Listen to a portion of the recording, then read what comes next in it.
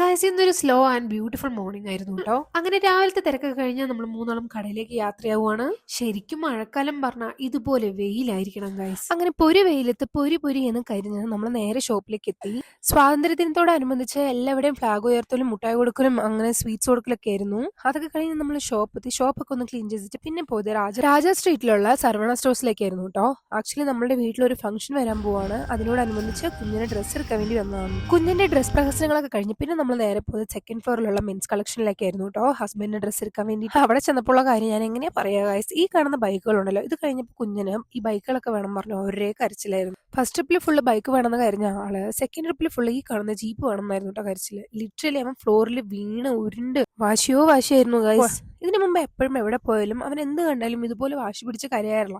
വേണമെന്നൊക്കെ ചോദിക്കും, ചെറുതായിട്ടൊന്നും ചിണുങ്ങുന്നല്ലാണ്ട് നമ്മൾ പിന്നെ വാങ്ങിത്തരാമെന്ന് പറഞ്ഞു കഴിഞ്ഞാൽ ആള് സൈലന്റ് ആവും.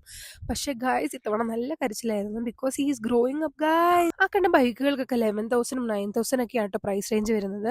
പിന്നെ ആ കാണുന്ന ജീപ്പുകൾക്കൊക്കെ അറൌണ്ട് 15,000 20,000 ഒക്കെയാണ്. എന്താല്ലേ കുട്ടികളുടെ കളിപ്പാട്ടത്തിന്റെ ഒക്കെ ഒരു വില.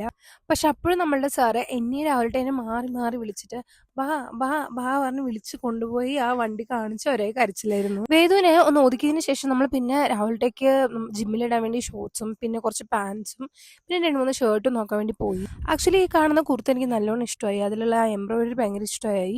പക്ഷെ എന്താ സീൻ എന്ന് വെച്ചാൽ ആ ഫാബ്രിക് ക്വാളിറ്റി ഭയങ്കര പുവറായിരുന്നു കേട്ടോ.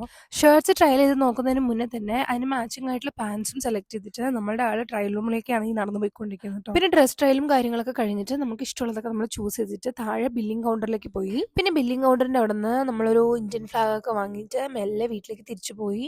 ആക്ച്വലി ഒരു ഫോട്ടോ ഫ്രെയിം ഓർഡറും കൂടെ വന്നിട്ടുണ്ടായിരുന്നു. സോ അതിന് ഫ്രെയിം ഒക്കെ വാങ്ങിയിട്ട് നമ്മൾ മെല്ലെ ഷോപ്പിലേക്ക് പോയി guys. Stay tune for more videos and subscribe my channel. Please like and do share. Stay tune for more videos and bye guys.